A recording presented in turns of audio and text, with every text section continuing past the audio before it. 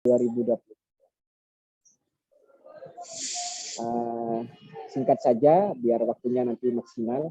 Jadi kegiatan ini, mohon maaf ya, kami dari wakil kemahasiswaan, mohon maaf bahwa kegiatan ini agak terlambat, tapi tidak ada kata terlambat ya.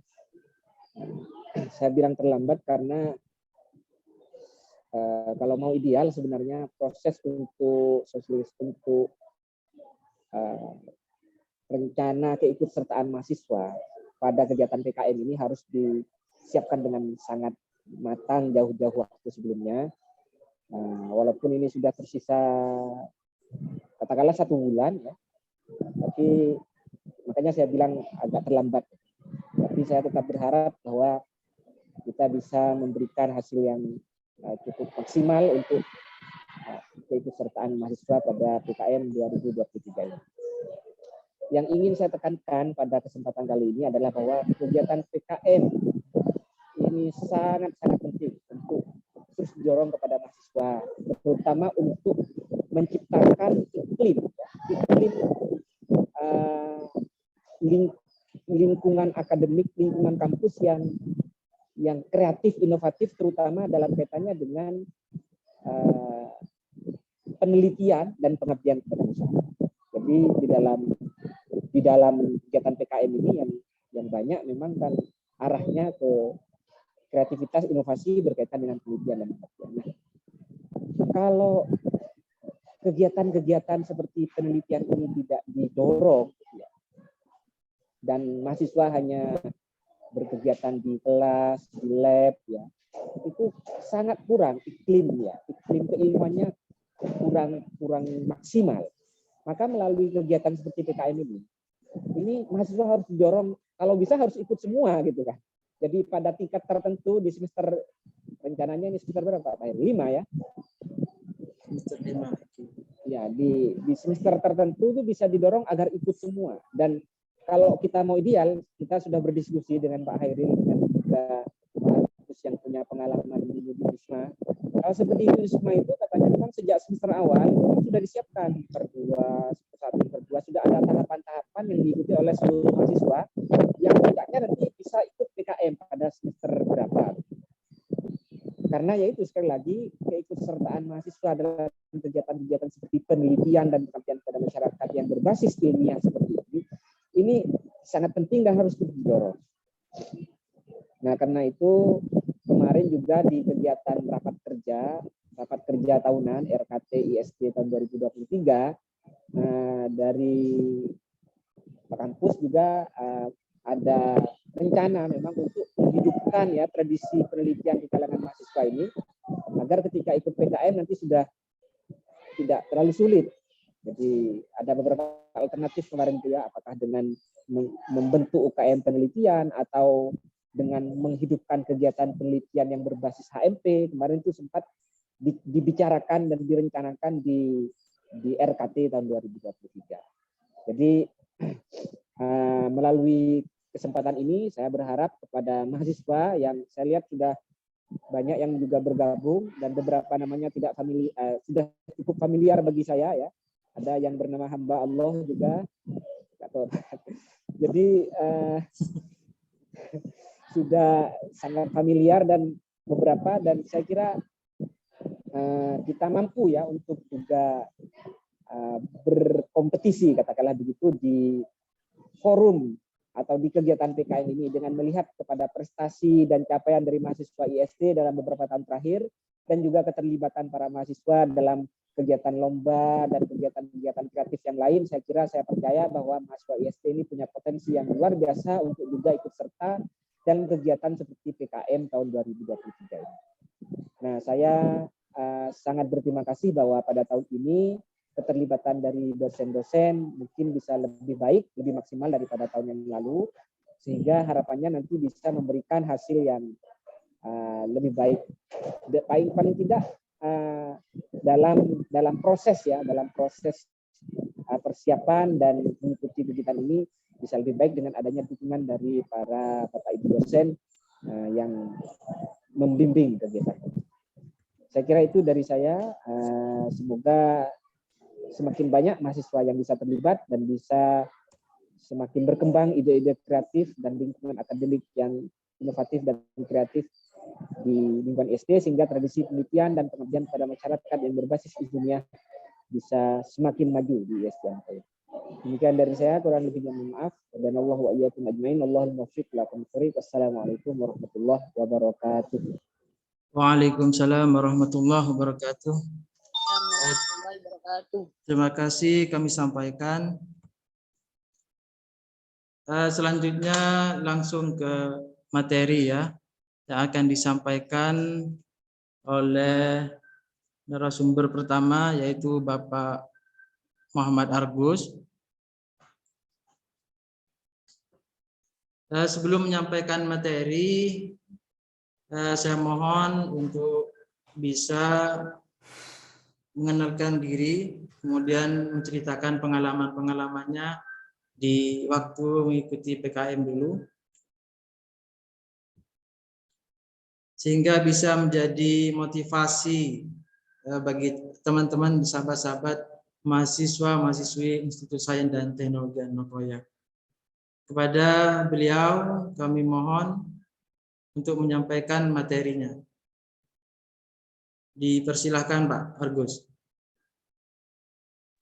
Baik, terima kasih Pak Hairil. Apakah suara saya terdengar? Alhamdulillah, ya Pak. Jelas Pak. Siap. Langsung nanti materinya di-share Pak ya. Siap. Ini saya pakai laptop nggak pernah masuk. Sudah tampil Pak. Oh, iya. Baik, saya mulai. Assalamualaikum warahmatullahi wabarakatuh. Waalaikumsalam warahmatullahi wabarakatuh.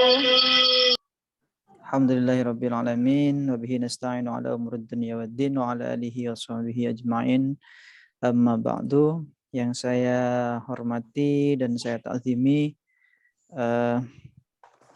jajaran Yayasan Pondok Pesantren An-Nuqoyah, yang saya hormati dan saya ta'zimi Bapak Rektor beserta Wakil Rektor di lingkungan Institut Sains dan Teknologi An-Nuqoyah, yang saya hormati Bapak Ibu dosen yang bergabung pada kesempatan kali ini, dan adik-adik mahasiswa yang selalu saya dambakan.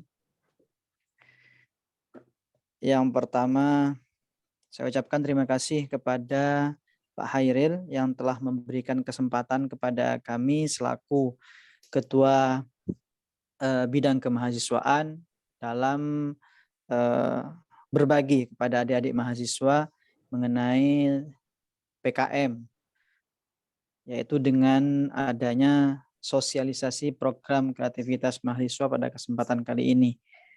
Baik, langsung saja lebih menghematnya waktu, saya akan masuk kepada materi pada kesempatan kali ini. Nanti di sini ada 2 materi, yang saya tentang ke-PKM-nya, nanti Bu Hef tentang aturan-aturan dalam PKM. Langsung ke materi tentang sosialisasi PKM pada pendanaan 2023.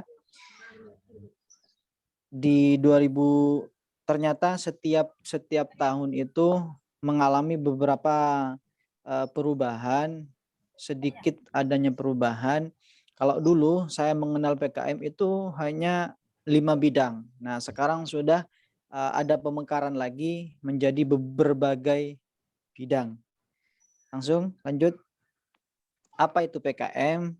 PKM itu merupakan program kreativitas mahasiswa. Di sini ada kata kreativitas. Jadi yang ditekankan nanti adalah ketika kita menulis proposal, yang diangkat adalah tentang kreativitas yang diangkat oleh mahasiswa. Lanjut Pak.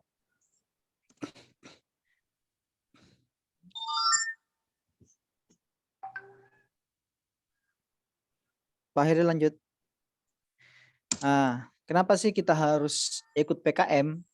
Ada beberapa, kenapa kita harus ikut PKM? Ada beberapa hal yang menarik sebagai penyemangat bagi kita sebagai mahasiswa. Tentunya kalau kita ikut PKM, pasti yang berada di dunia kita adalah hadiah. Jadi kalau kita didanai, maka kita akan mendapatkan hadiah, yaitu berupa uang dari penyelenggara nantinya.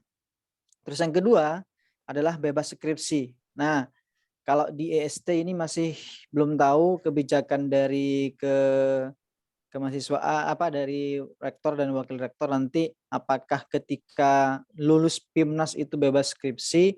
Kalau kami dulu di kampus, kalau kampus-kampus kayak Brawijaya, kayak Unisma, itu kalau lulus PKM ke PIMNAS kayak PKMP, penelitian, itu salah satu rewardnya adalah bebas skripsi. Itu. Jadi PKMP-nya itu langsung dijadikan sebagai skripsi. Ini kalau pengalaman seperti yang dulu. Yang selanjutnya adalah prestis. Prestise itu pastinya kita akan dikenal oleh banyak orang, oleh banyak kalangan. Oh inilah mahasiswa IST yang dapat pendanaan oleh Dikti. Jadi kita akan menjadi orang yang terkenal, yang dibawa nantinya. Yang selanjutnya adalah relasi. Pasti ketika kita sudah mendapatkan pendanaan, maka kita akan mendapatkan banyak teman, banyak relasi di sana. Karena di dalam PKM itu banyak tahapan-tahapan. Tahapan yang pertama adalah pendanaan, selanjutnya adalah monef. Ketika monef kita akan berkumpul dengan berbagai mahasiswa di situ. Kita bisa tukar pendapat di situ, kita bisa tukar pengalaman dengan berbagai mahasiswa.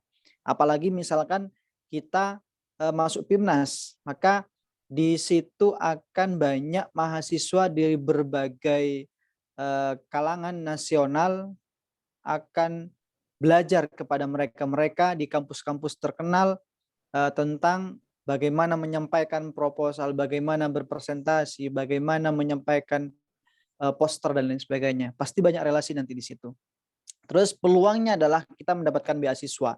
Kalau kampus-kampus yang besar, penghargaannya bagi mahasiswa kalau berprestasi ke PIMNAS itu nanti akan mendapatkan beasiswa entah 1 semester atau 2 semester, tergantung dari kebijakan instansi masing-masing. Terus yang selanjutnya adalah uang. Pasti kalau sudah mendapatkan reward pasti mendapatkan uang. Tridharma perguruan tinggi. Nah, kita sudah membantu tentang Tridharma perguruan tinggi, yaitu tentang misalkan di bidang penelitian atau pengabdian. Eksistensi, maka ketika akan terkenal nantinya. Lanjut, Pak.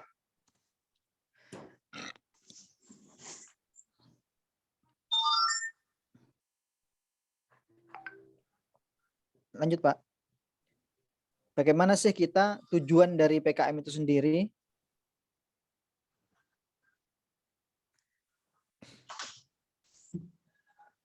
Nah, kalau kita lihat dari pedoman bahwasanya PKM itu secara umum tujuannya itu mempersiapkan mahasiswa yang berorientasi ke masa depan. Bagaimana Dikti itu mempersiapkan bagaimana mahasiswa itu bisa berorientasi ke masa depan dan ditempa dengan transformasi pendidikan tinggi sehingga menjadi lulusan yang unggul, kompetitif, adaptif, dan fleksibel serta produktif. Hal ini pastinya akan dididik ataupun akan didampingi oleh dosen pendamping ketika teman-teman mahasiswa ini mau benar-benar melakukan yang namanya program kreativitas mahasiswa ini. Dan memandu mahasiswa untuk menjadi pribadi yang tahu dan taat tentang aturan. Karena di sini di PKM ini benar-benar dianjurkan, benar-benar harus sesuai dengan pedoman, harus dianjurkan dengan aturan-aturan yang ada di dalam pedoman, karena ini adalah ajang, ini adalah lomba. Jadi satu spasinya saja itu sudah diatur oleh dikti seperti itu. Kreatif dan inovatif. Nah, apa yang akan kita angkat harus ada kreativitas dan juga hal-hal yang baru, yang inovatif, dan juga objektif dan kooperatif dalam membangun keragaman intelektual kita. Lanjut, Pak. PKM itu teman-teman, PKM itu ada dua. Ada yang berbasis karya tulis, ada yang berbasis proposal kegiatan. Nah, yang proposal kegiatan itu masih dibagi menjadi 8. Kalau dulu saya itu dikenal dengan 5 bidang. Nah, dulu dikenal dengan 5 bidang, sekarang dikenal dengan 8 bidang. Ada PKM RE. Apa itu PKM RE? PKM Program Kreativitas Mahasiswa yang berbasis tentang riset eksakta. Jadi kalau IST mungkin kalau PKM-nya lebih mengacu kepada riset eksaktanya ini. Jadi masuk kepada PKM RE. Tergantung dari topik yang akan kita lakukan nantinya. Terus yang kedua adalah PKM Riset Sosial Humaniora atau dikenal dengan PKM RSH. Nah, PKM RSH ini berbasis sosial, kayak misalkan ilmu hukum, kayak misalkan ilmu ekonomi, itu RSH. Terus selanjutnya ada PKM Kewirausahaan atau tentang PKMK. Nah, ini semua bebas. Bebasnya tadi baik dari sosial, baik dari eksak, itu bebas untuk mengeluarkan yang namanya PKMK. Selanjutnya ada PKM Pengabdian kepada Masyarakat atau dikenal dengan PKM-PM. Ini kita diminta untuk mengabdi kepada masyarakat. Yang selanjutnya ada PKM Penerapan Iptek atau dikenal dengan PKMPI, Penerapan Iptek. Ini tambahan juga PKMPI ini. Terus selanjutnya adalah PKM Karsa Cipta atau dikenal dengan KC. Yang selanjutnya adalah PKM Karya Inovatif atau PKMKI. Selanjutnya adalah PKM Video Gagasan Konstruktif atau dikenal dengan PKM FGK. Nah, bagi teman-teman mahasiswa, adik mahasiswa, kalau misalkan kalian suka TikTokan, misalkan kalian suka vlog, halo guys gitu, mending dimanfaatkan sebagai PKM gagasan ini, video gagasan konstruktif saja. Artinya sekali kita mengedit, kita langsung diajukan ke dikti seperti itu. Jadi kalau TI misalkan punya bakat di bidang editing misalkan, atau yang lainnya punya bakat di bidang TikToker misalkan. Nah, manfaatkan kesempatan PKM video gagasan konstruktif ini lumayan bisa didanai juga. Nah, yang 8 bidang ini teman-teman, yang 8 bidang ini nanti akan mendapatkan pendanaan dari dikti, dan juga bagi yang lolos di pendanaan itu, lolos di Monef, nanti akan diseleksi lagi, nanti masuk kepada PIMNAS, Pekan Mahasiswa Nasional nantinya. Ini yang proposal 8 kegiatan tadi itu. Ada PKM RE, RSH, PKMK, PKMPM, PKMPI, sampai ke PKM FGK, Video Gagasan Terstruktur. Konstruktif. Nah, selanjutnya ada karya tulis. Ada PKM yang berbasis karya tulis, yaitu ada PKM Gagasan Futuristik Tertulis, ada PKM Artikel Ilmiah. Ini gagasan futuristik tertulis ini dulu dikenal sebagai PKM GT, PKM Gagasan Tertulis. Jadi katanya orang kemarin waktu saya ikut pelatihannya itu, kenapa PKM GT dirubah menjadi PKM gagasan futuristik biar lebih lebih fokus terhadap futuristiknya itu. Nah, untuk dua PKM ini, PKM AI sama PKM GFT ini, kalau PKM GFT itu selain didanai juga akan mendapatkan kesempatan masuk PIMNAS ini. Tapi kalau PKM AI tidak punya kesempatan PIMNAS, tapi artikel kita itu didanai sekaligus mendapatkan masuk jurnal nantinya. Nah, bagi adik-adik yang sekarang ikut PKL misalkan, itu bisa. Karena kalian sudah punya data, meskipun tidak PKL ataupun praktikum misalkan, yang sehingganya itu mempunyai data, maka bisa untuk diajukan sebagai PKM artikel ilmiah. Lumayan, bisa didanai itu. Lanjut, Pak.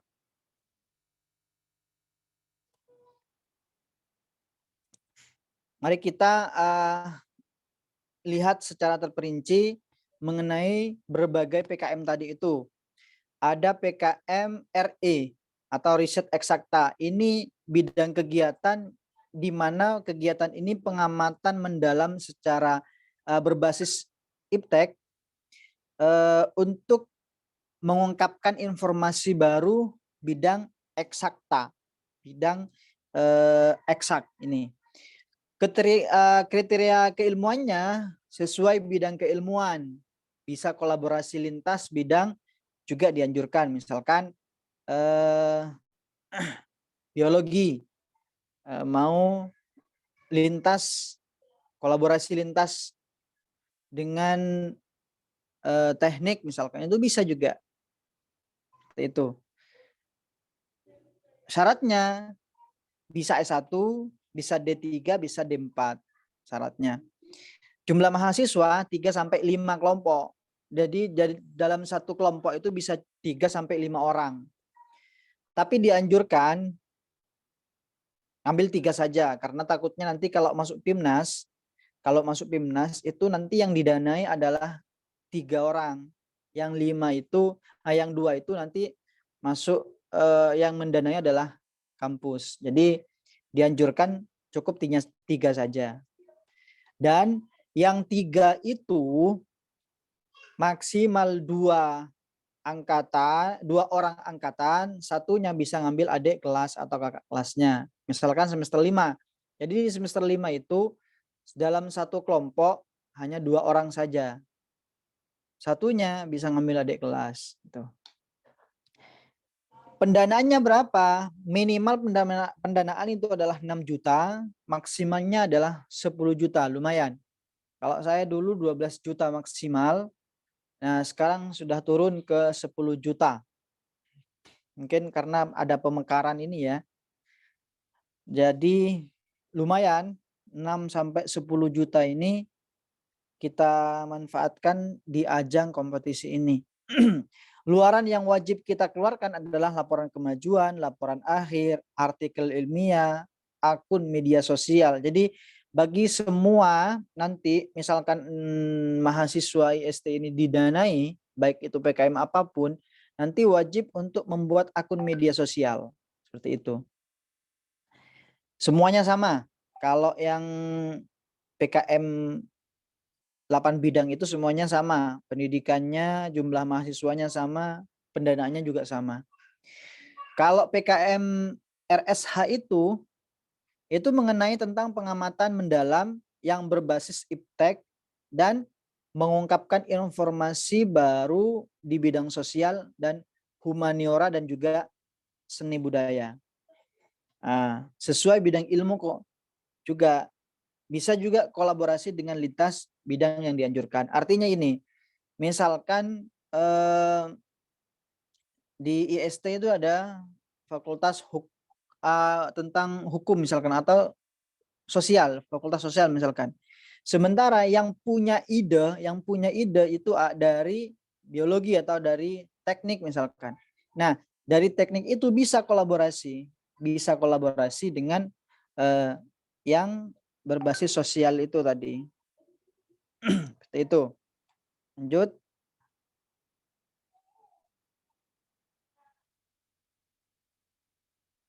Sebelumnya, Pak. Nah, alur kegiatan.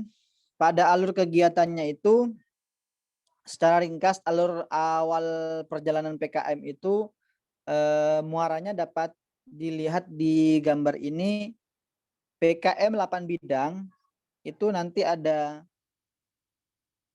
PIMNAS, semuanya akan mendapatkan PIMNAS, dan juga kalau setelah PIMNAS akan proceeding jurnal. Jadi seluruh bidang PKM itu bermuara kepada PIMNAS, kecuali PKM AI tadi itu. Lanjut. Nah, ini diagram alir dari PKM, teman-teman nanti bisa dicek lagi di pedomannya, pedoman tentang program kreativitas mahasiswa di tahun 2023. Ini ada yang penting nanti kita bagaimana cara membuat proposalnya saja. Ini hanya alur diagramnya saja. Lanjut, Pak. Nah, ini yang terpenting. Penilaian proposal PKM itu dilakukan secara daring dalam 2 tahap yang terdiri dari tahap 1 dan tahap 2. Nah, tahap 1 itu menitik beratkan pada aspek-aspek yang pertama adalah kesesuaian persyaratan administrasi. Jadi semua administrasi, syarat-syarat administrasi itu harus terpenuhi. Ini bersifat wajib, teman-teman. Misalkan kayak tanggal, bulan, tahun proposal, tanda tangan pengusul. Ini yang perlu teman-teman juga perhatikan. Tanda tangan pengusul ini kalau di PKM itu kan sekarang kan hebat nih. Tanda tangan bisa di-scan, langsung ditaruh di tanda tangan tersebut. Nah, itu nanti akan ketahuan oleh tim review, itu akan ketahuan. Jadi kalau pakai tanda tangan scan itu nanti akan langsung di-dis. Jadi itu sudah tidak memenuhi syarat administrasi namanya. Jadi tanda tangannya harus tanda tangan biasa, baru nanti satu keras satu baru di scan. Jadi kalau misalkan ini biasanya katanya para reviewer itu kebanyakan itu di tanda tangan pengusul. Di tanda tangan pengusul itu banyak dari dosen, biasanya dosen pendamping, karena dosen pendampingnya tidak bisa mendampingi. Misalkan ini saya kasih tanda tangan itu saja scan. Nah, itu tidak boleh. Itu malah menyalahi persyaratan administrasi. Jadi tanda tangan harus tanda tangan basah. Terus biodata yang ditandatangani. Ini juga kalau biodata tanda tangannya secara scan itu juga tidak bisa. Itu sudah menyalahi administrasi sudah. Yang kedua adalah kesesuaian format proposal dan penulisan dengan pedoman PKM yang berlaku. Nah, ini nanti akan disampaikan oleh Bu Hef bagaimana format proposalnya dan bagaimana penulisan tata caranya di persyaratan administrasinya nanti. Terus yang ketiga adalah kesesuaian program yang diajukan dengan bidang PKM yang dipilih. Misalkan teman-teman mengajukan PKM RE, malah nanti memilih nanti ketika pas masuk ini memilih di bidang PKM yang lainnya gitu loh. Jadi harus hati-hati benar. Jadi PKM ini untung-untungan sebenarnya. Nah, kalau tahap yang kedua menitik beratkan pada misalkan pada tahap pertama sudah selesai dan sudah lulus, misalkan administrasinya sudah bagus, sudah lengkap, semuanya sudah clear. Nah, nanti masuk kepada tahap kedua. Di tahapan kedua, teman-teman, itu ada yang namanya kreativitas. Kreativitas program yang kita usulkan ke dikti itu apakah kreatif atau tidak. terus aspek kekinian topiknya juga, terus tentang tantangan-tantangan yang ada yang intelektual juga. Jadi intinya di dalam PKM ini adalah kita harus kreatif, membahas suatu permasalahan, memberikan suatu solusi terhadap masalah tersebut dengan cara kreatif kita, kekinian, dan juga tentang keintelektualan kita. Lanjut, Pak. PKM itu, teman-teman, PKM itu mencakup dari beberapa hal. Pertama yaitu ide kreativitas kita, ide kreatif kita. Kreatif yang memberikan solusi terhadap permasalahan, yaitu harus solutif, harus unik, harus futuristik, dan juga kontroversi. Apakah harus kontroversi? Nah, ini nantinya itu kontroversi atau futuristik ini nanti ada bidangnya masing-masing. Nah, yang terpenting adalah ide kreatif, solutif, dan juga unik. Ini yang penting. Harus kreatif, harus solutif, dan juga unik. Lanjut, Pak.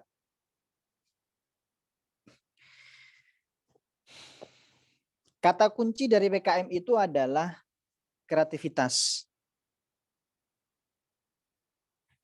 Terus, Pak. Nah, kata kunci dari PKM itu adalah kreativitas. Kalau kita lihat dari gambar ini sebenarnya hal-hal yang sepele. Sampah bisa menjadi hal yang berguna. Ini kan kreatif namanya. Ini contoh kreativitas ini. Lanjut, Pak. Nah, teman-teman, kreativitas itu lahir dari kejelian kita dalam mengamati alam dan lingkungan yang ada di sekitar kita. Jadi, ketika ada permasalahan di lingkungan kita, maka kita harus mencari solusinya dengan pengetahuan kita, apa yang harus kita lakukan, dan harus kolaborasikan dengan bidang keilmuan kita. Lanjut. Ini beberapa contoh-contoh saja. Lanjut, Pak. Contoh kreativitas ini. Gelas yang bergambar hidung dan mulut. Kalau misalkan bagi kalian yang mempunyai hidung tidak mancung, minum gelas ini maka akan menjadi mancung. Ini kan kreatif ini. Ini kreatif ini. Ini saya sengaja cantumkan di slide ini agar kita dirangsang bagaimana sih kita harus kreatif. Gitu. Terus, Pak, ini contoh-contoh saja. Nah, kakek-kakek yang sedang jadi cekik. Lanjut. Nah, adik-adik yang sedang tangannya di itu sama orang tuanya. Terus, Pak, ini contoh-contoh saja, Pak. Terus. Oke. Nah, bagaimana cara kita untuk menemukan ide, teman-teman? Ini yang terpenting. Cara kita menemukan ide itu adalah amati berbagai hal yang ada di sekitar kita, atau dengarkan baik-baik apa yang sedang kita rasakan, dan sering-seringlah membaca jurnal ataupun berita. Karena dari berbagai hal ini, itu kita akan menemukan ide. Pertama, kita mengamati hal-hal yang ada di sekitar kita. Apa yang sekiranya ada di sekitar kita. Misalkan tentang tambak, misalkan. Tambak udang. Bagaimana sih tambak udang? Misalkan ini. Jadi harus punya solusi ya. Apa solusinya gitu. Atau misalkan kita menemukan isu di sekarang tentang isu apa misalkan. Jadi kita harus mencari solusi situ. Nah, kalau sudah menemukan suatu permasalahan, kalau sudah menemukan suatu ide, maka catat ataupun tulis walau hanya sekedar coret-coretan saja. Karena kalau misalkan tidak ditulis itu akan cepat hilang, teman-teman. Jadi kalau misalkan kita punya ide, maka ide itu harus ditulis. Harus dituangkan dalam tulisan. Setelah itu tarik garis besar dari apa yang telah kita tulis tadi itu. Ambil tema besarnya dari apa yang telah kita tulis tadi itu, yang telah kita coret-coret tadi itu. Setelah menulis garis besar apa yang inti-intinya, maka mulailah untuk menulis tanpa menunda-nunda. Kalau sudah waktunya ya langsung ditulis. Tulis sebisanya dan semampunya kita.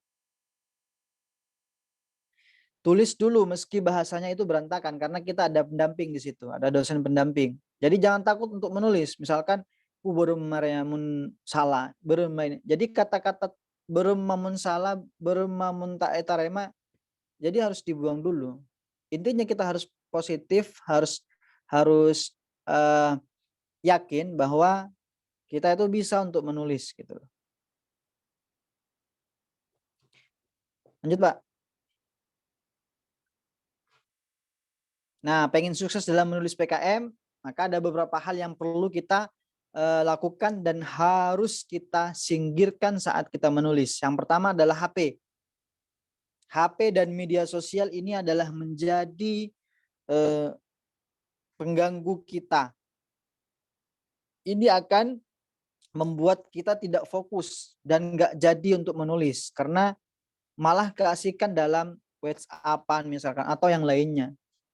Atau kita TikTok-kan atau Instagraman atau YouTube-an atau game.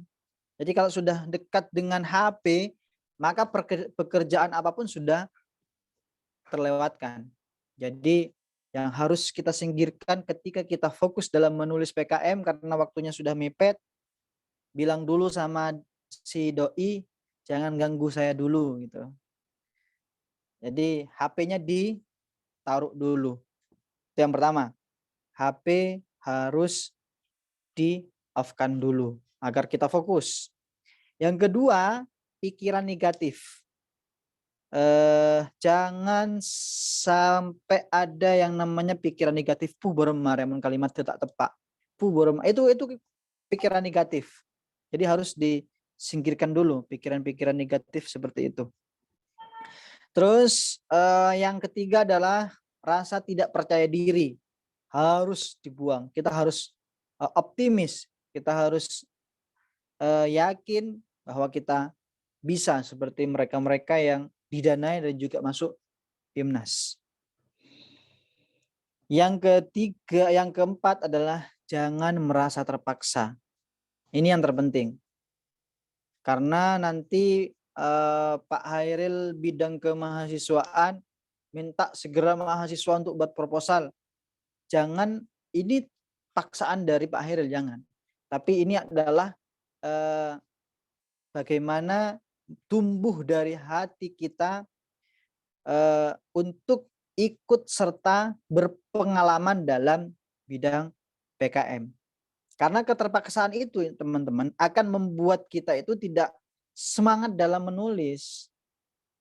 Itu. Jadi setiap beban yang setiap sesuatu yang menimpa pada kita jangan itu dianggap sebagai beban yang secara terpaksa.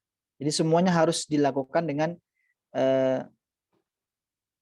santai, dilakukan dengan senang hati gitu. Jangan merasa terpaksa. Ini lanjut, Pak. Ini saya akan berikan berbagai contoh dari judul-judul. Saya rasa IST ini lebih kreatif juga dalam membuat judul proposal. Ini contoh dari beberapa PKM di tahun 2022 yang telah didanai oleh Dikti, yang banyak itu Brawijaya. Saya ngambil di Brawijaya. yaitu misalkan pendekatan telendistri, sistem deteksi dini kanker rongga mulut dengan metode Losur dan lain sebagainya. Ini PKM Karsa Cipta ini Karsa Cipta. Kalau PKMK, PKM kewirausahaannya itu ada inovasi minyak oles aromaterapi dari ekstrak biji kakao dan cengkeh sebagai relaksasi dan mencegah tantrum bagi penyandang autisme. Ini didanai 6.500.000 kemarin. Lanjut, Pak. Ini PKMK. Contoh PKMK. Terus yang ini PKM PM.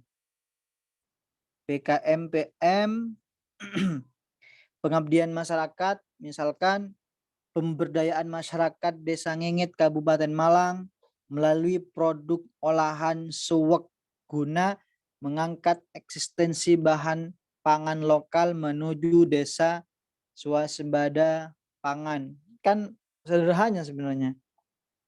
Sederhana. Terus ada PKM RE ini. Enkapsulasi enzim polifenol oksidase dan kulit pisang dalam nanosorben berbasis kitoson dan lain sebagainya. Ini didanyain 6.400.000. Jadi intinya teman-teman, kalau kita menulis itu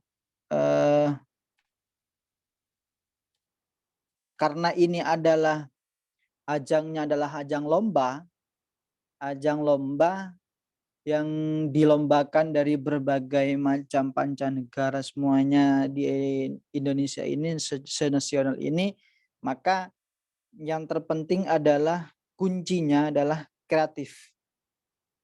kreativitas, terus sesuai dengan aturan-aturan administrasi yang telah diberikan di pedoman. Itu. Di PKM ini adalah untung-untungan sebenarnya. Untung-untungannya tadi itu tidak menekan orang pintar, orang bodoh, tidak. Meskipun orang tidak tahu sekalipun, tapi dia taat terhadap aturan, ada kreativitasnya, maka dia punya peluang untuk diterima.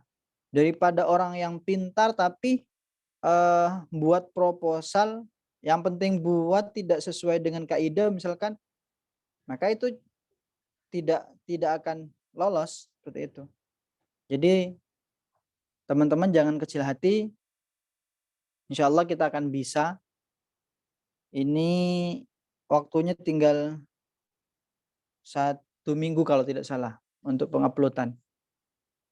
Sudah Pak, sampai situ kayaknya. Terima kasih. Mungkin kita diskusi saja nanti mengenai PKM. Saya alihkan lagi kepada Pak Hairil. Terima kasih. Assalamualaikum warahmatullahi wabarakatuh.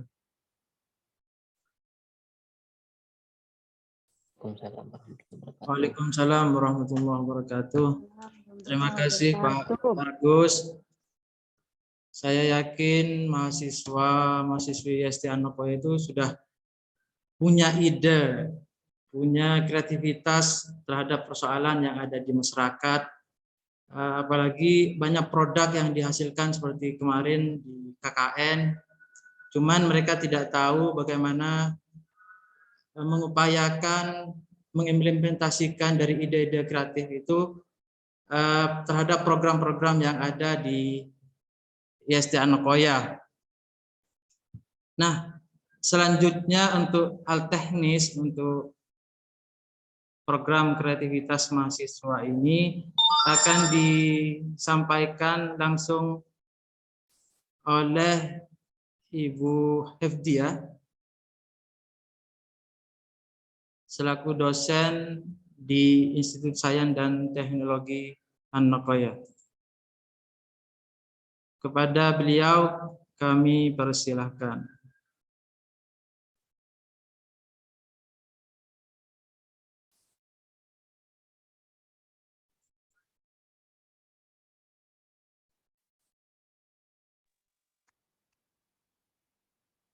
Baik, sebelumnya saya sampaikan terima kasih kepada Bapak Hairil. Assalamualaikum warahmatullahi wabarakatuh. Waalaikumsalam warahmatullahi wabarakatuh.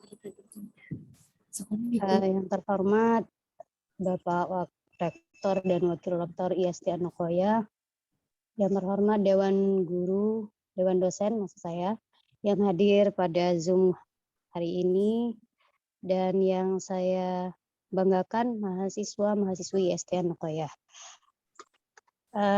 Langsung saja biar tidak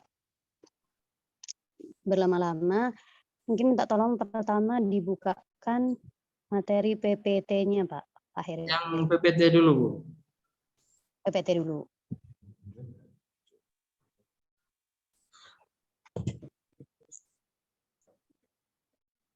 Sebentar.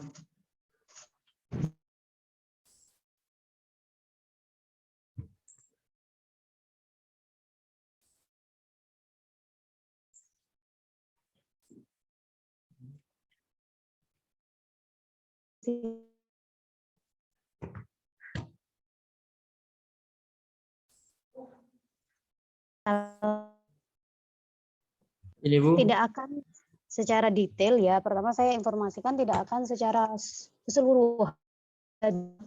Ini ditambah 2 ya tadi ya. Ini tidak mungkin saya jelaskan satu persatu.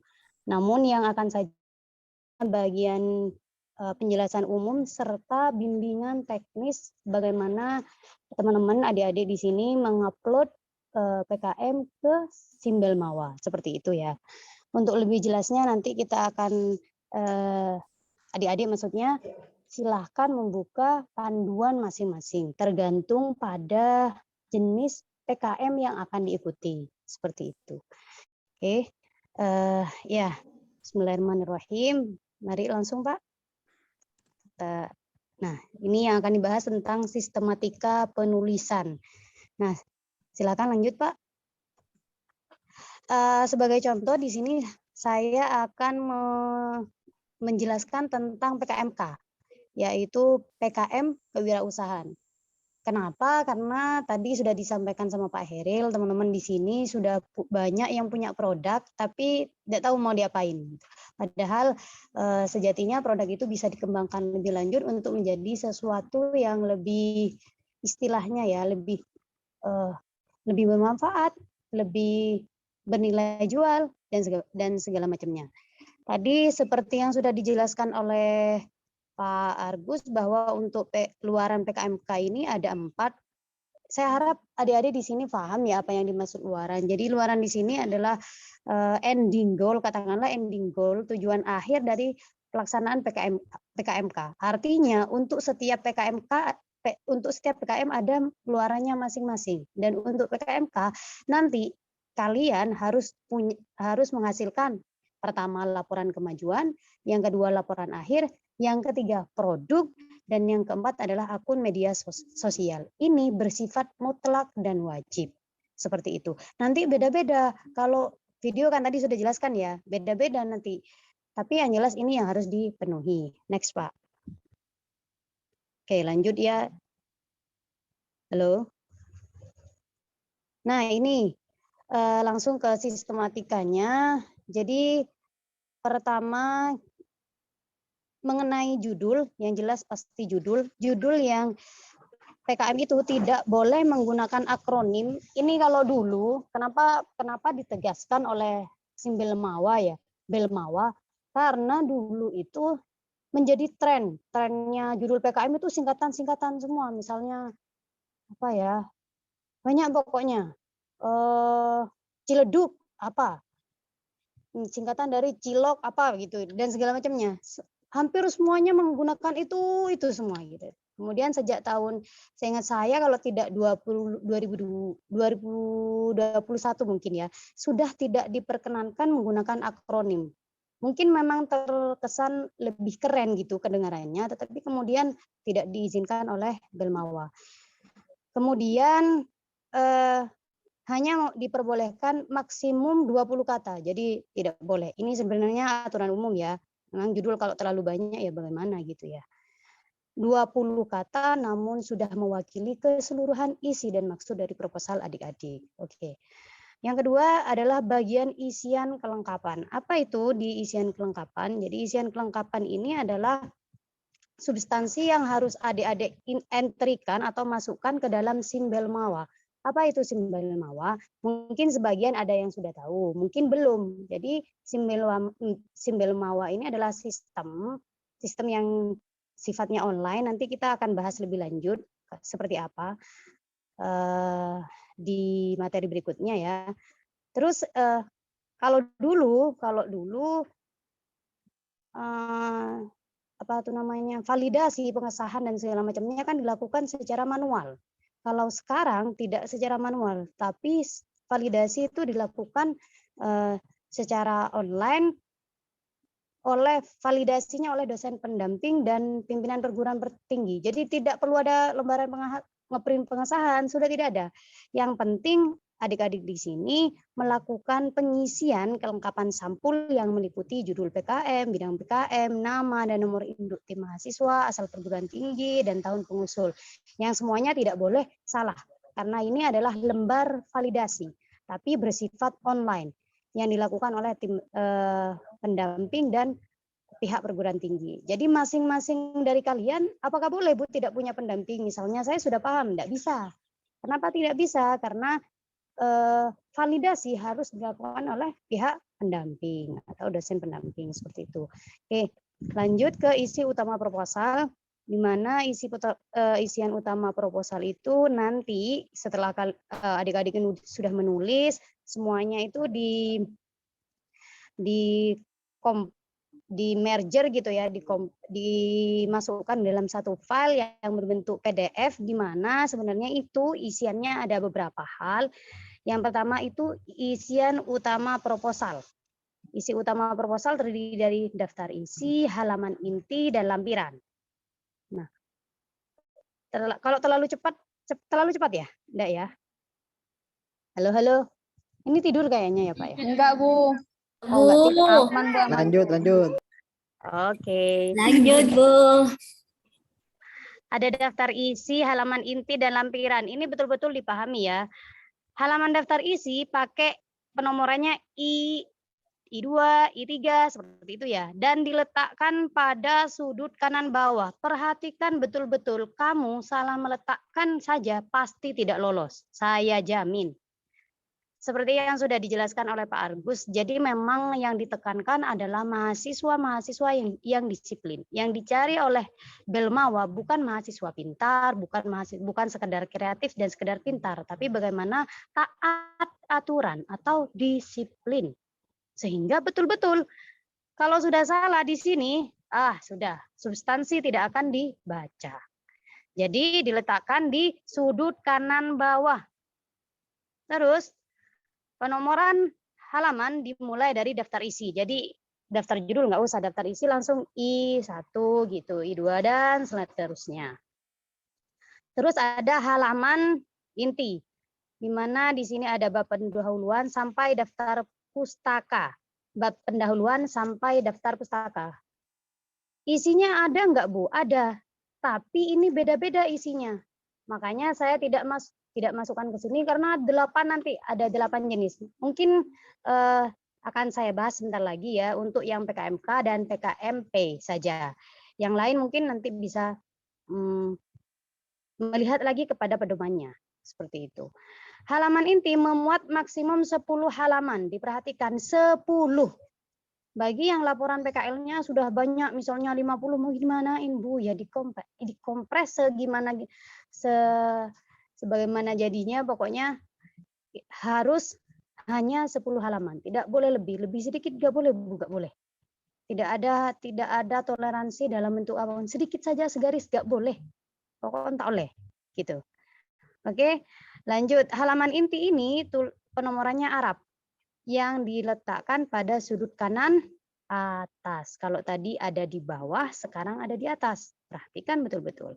Penomoran bab 1 dimulai dari penomoran halaman nomor 1 dimulai dari bab pendahuluan. Jadi, bab 1 di atasnya 1 sampai akhir. Seperti itu.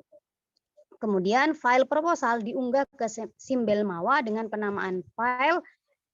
Ini seperti yang terlihat ada nama ketua underscore underscore, nama PT terus underscore PKM. Ini kalau PKMK maka contohnya PKMK. Kalau PKM penelitian ya dulu apa?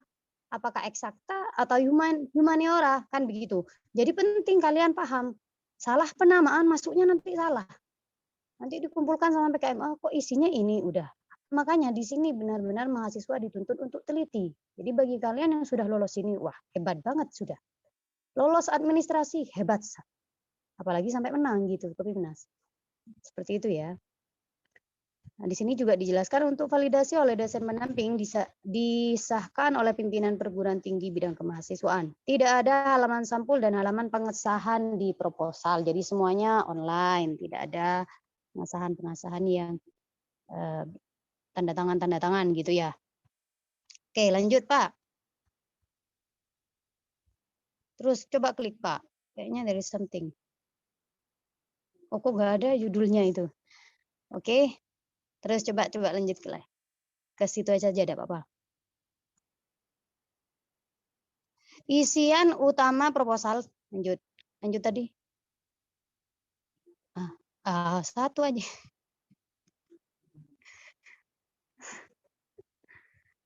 Oke, tunggu ya. Nah, ini isi utama proposal ditulis dengan nggak apa-apa Pak, diperbesar di slideshow aja. Yang pertama ini aturan umum, jadi hampir semuanya seperti ini. Tipe huruf menggunakan Times New Roman ukuran 12. Ini untuk yang tertulis ya, yang PKM yang semuanya bersifat tertulis yang membutuhkan proposal, maka harus mengikuti aturan umum ini. Di mana yang pertama tipe huruf menggunakan Times New Roman 12, teks paragraf menggunakan jarak baris 1,15. Spasi dan perataan teks menggunakan rata kanan kiri. Saya ingatkan lagi, pastikan kalian ketika membuka Word itu sudah before after-nya itu sudah 0 semua. Karena ketika before after-nya ini tidak 0, maka tidak jadi 1,15. Ini sering kali terjadi gitu ya, sangat sering kali terjadi. Ternyata itu hidup sendiri. Nah, adik-adik di sini selalu pastikan ketika sudah selesai langsung kontrol A, dilihat lagi, itu 0 enggak? Kalau tidak 0, dinolkan lagi agar tidak.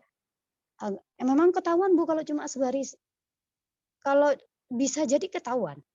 Sangat mungkin ketahuan karena memang validat sistem yang mengoreksi. Sistem. Jadi kemungkinan ya pasti ketahuan. Karena by system sudah. Sama kayak di pengusulan proposal dosen juga begitu. Jadi apapun yang misalnya sedikit saja yang kalian salah atau keliru itu pasti ketahuan. Kemudian layout menggunakan kertas ukuran A4, 1 kolom, margin kiri 4, margin kanan atas dan bawah masing-masing 3. Jadi 4, 3, 3, 3 gitu ya. Terus format penulisan isi utama proposal mengikuti sistematika yang disesuaikan dengan jenis masing-masing. Nah, ini kalian sudah dibekali panduan umum, 1 panduan umum dan 9 kalau tidak salah 9 ya. 10 panduan khusus K, nomor 2 panduan khusus PKMK. Nanti ini di adik-adik ini di share Google Drive-nya apa dikasih Pak? Sudah di-share Bu. Oh, sudah di-share ya. Jadi adik-adik bisa dilihat sendiri. Saya kasih contoh di sini ya. Mungkin isi utamanya kalau untuk PKMK contohnya ya. Jadi ada bab 1 pendahuluan, bab 2 itu gambaran umum rencana usaha. Ini bab 2 gambaran umum rencana usaha. Ini beda dengan riset. Kalau riset bab 2-nya tinjauan pustaka. Jadi teman-teman di sini harus benar-benar membuka lagi nanti. Tidak mungkin hanya berpatokan pada sosialisasi ini, jelas. mau dijelaskan satu persatu pun saya saat ini juga percuma karena kalian harus menentukan dulu.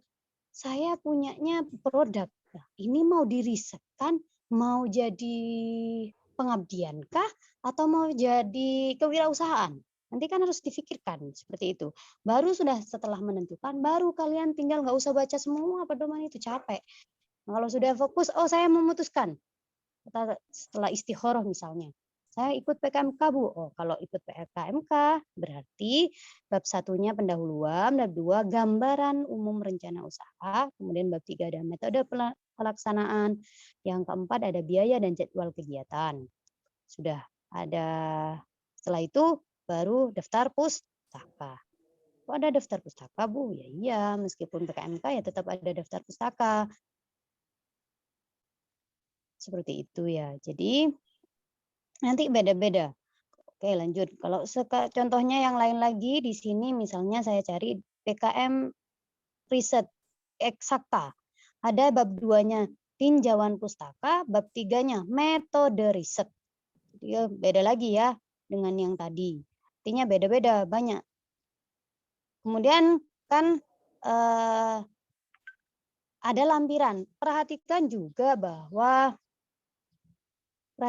bahwa masing-masing lampiran itu akan berbeda-beda, Mbak. Jadi adik-adik maksudnya, mas-mas dan mbak-mbak.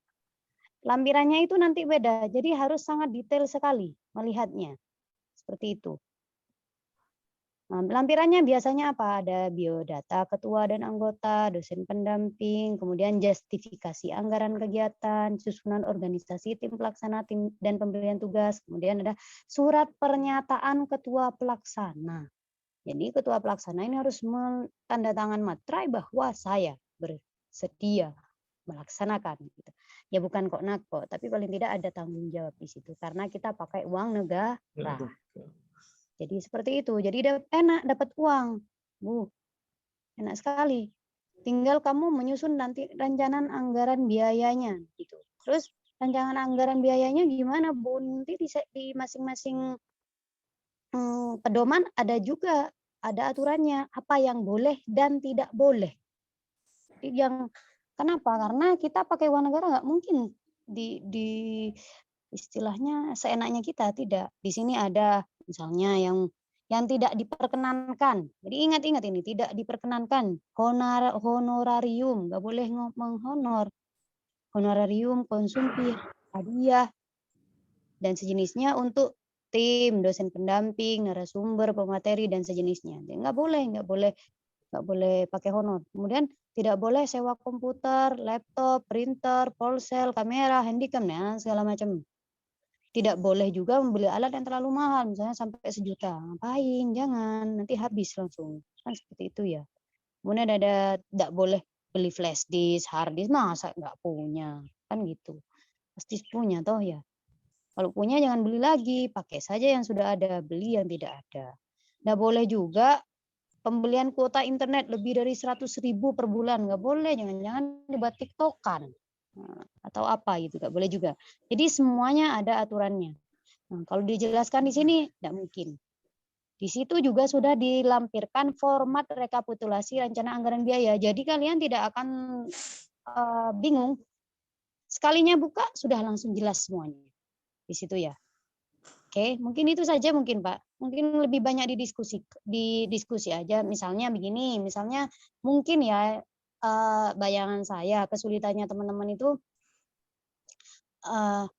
nanti menentukan kalau saya mau seperti ini baiknya, saya punya ini Pak, ide ini, baiknya itu kemana? Sebenarnya mungkin itu pemetaan dari masing-masing PKM agar itu tepat sasaran dan mudah dilaksanakan. Mungkin langsung ke teknisnya juga, Pak. Teknisnya juga buka. Siap. Tadi kan kita sudah bahas single mawa, udah itu aja dulu. Ini kalau sudah punya pertanyaannya dicatat dulu ya, jangan sampai terlupakan. Dicatat aja dulu. Nah, Iya, Bu. ini. Ya, tapi langsung ke yang ini, Pak. Yang pengisian kelengkapan proposal oleh mahasiswa. Ini kan untuk semua. Jadi perhatikan betul-betul. Jadi nanti adik-adik sistemnya seperti ini. Yang penting kalian punya judul dulu. kemudian nama-nama yang akan didaftarkan. Itu silahkan dikumpulkan ke IST, ke bidang mahasiswaan untuk dibuatkan akun. Jadi tidak serta-merta langsung masuk simbol mawa, tapi terus Pak ada di bawah mungkin Pak. Jadi nanti kalian store nama sama store judul dulu. Siapa-siapa gitu ya, misalnya Nur Hasanah gitu. Sepertinya tadi ada suaranya Nur Hasanah ya. Nur Timnya. Hasanah. Ya, Bu. Ya. Itu sudah punya judulnya saja dulu didaftarkan. Didaftarkan ke saya nanti mungkin ada via WhatsApp ke Pak Heril gitu untuk dapat akun. Bisa, Bu. Ya, terus terlalu ke bawah, Pak. Iya benar-benar masih operator sih itu, Pak.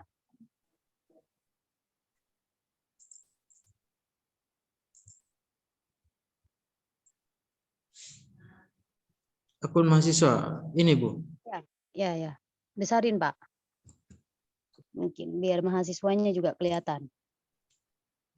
Bukan cek akunnya, Pak. Saya cek di sini halamannya berapa ya.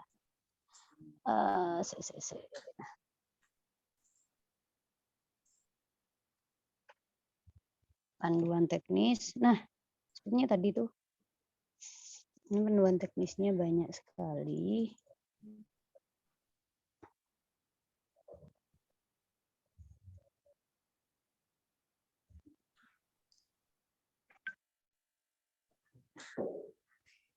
Ini yang Nah, ini susah, Bu. mahasiswa pengusul, Pak, halaman 13. Nah, oke. Nanti kan ceritanya yang punya ide, tadi proposal PKL-nya saja, Mbak, dibuat semuanya, Mbak-mbak, mas-mas di sini, proposal PKL dikemas jadi penelitian. Kan enak tuh, ya. Dibuat, atau kalau memang sudah semuanya sudah selesai, tidak ingin dilanjutkan, nanti larinya ke artikel, jadi dapat reward. Mungkin tidak ikut PIMNAS tapi dapat reward, kan enak, dapat uang kan begitu ya. Tapi sebenarnya bukan hanya uangnya saja, tapi daya saingnya. Kalau kalian sudah mampu ikut dan lolos administrasi, berarti kalian sudah bisa dikatakan bahwa kalian sudah sejajar dengan mahasiswa di luar sana. Artinya mampu bersaing begitu. Kalau belum berarti masih dipertanyakan gitu. Nanti kalian setelah daftar judul sama nama dapatlah akun dari Pak Heril gitu. Di sini ada bacaan, gunakan akun mahasiswa atau ketua yang sudah didapatkan dari operator. Jadi pihak operator itu dari kemahasiswaan. Nanti bisa dikirim bawah mungkin. Nah, kalian akan masuk, terus inputkan saja di sini simbol mawa ke bawah, Pak, agak ke bawah. Nah, ini nanti dapat nomor, contohnya seperti ini. Nomornya bla bla bla bla, passwordnya apa, terus ditambahkan login, udah login. Nah, login terus masuk. Sudah masuk, kita Nah, di sini ada dashboard mahasiswa, ini ada banyak pilihan ya. Di sini ada beranda, pengajuan usulan, pelaksanaan kegiatan dan segala macam. Nanti sudah ada, pastikan dulu ya, namanya di sini sudah nama kalian. Jangan-jangan operator salah ngasih kalian nomor akun. Di sini nama sudah kamu, ini sudah semuanya nama kalian, maka baru kalian melengkapi data ketua pengusul. Jadi kalian lengkapi data ketua pengusul. Nah, di sini kan ada ya di bawahnya, kalian lihat ada nama, alamat rumah, nomor HP, telepon, semuanya ini diisi. Diisi emailnya, nomor rekening, nama bank, dan segala macamnya ya. Lengkapi data ketua pengusul dulu. Dilengkapi, kalau sudah selesai semua ini sampai bawah, baru disimpan. Ya. Ini sampai bawah. Nah, itu Pak, ke bawah Pak. Nah, ini dilengkapi dulu. Ini kan ada nomor HP, ada nomor telepon rumah kalau ada, alamat rumah, terus nama dosen pendamping, dan kalau dosen pendamping nanti otomatis keluar karena operator juga akan membuatkan akun untuk nama pendamping. Setelah itu kalau sudah selesai diisi semua, sama di sini scan foto buku rekening, jangan lupa ada di bawah. Nah, itu ada scan foto buku rekening. Jadi kalau sudah entrykan tadi nomor rekeningnya, jangan lupa scan-scanannya juga dientrykan, baru disimpan. Semua data harus dilengkapi dengan benar karena akan menjadi kelengkapan di lembar pengesahan.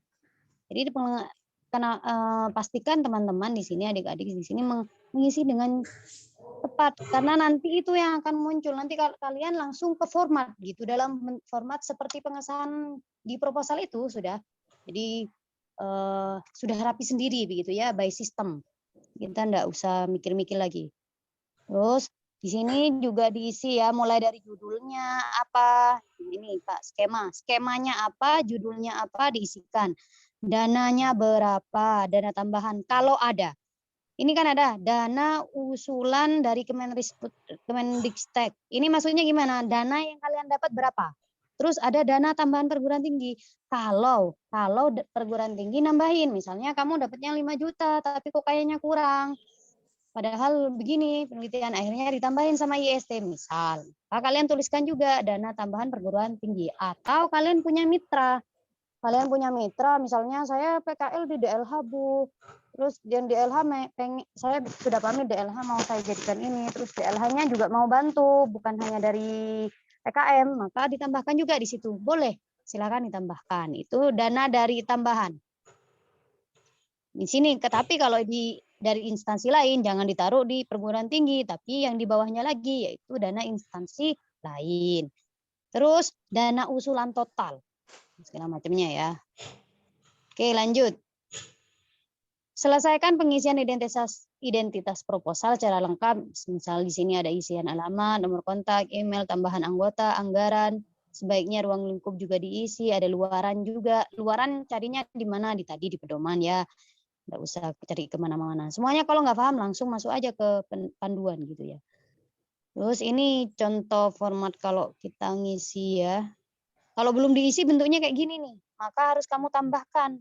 Ini kan ya luaran.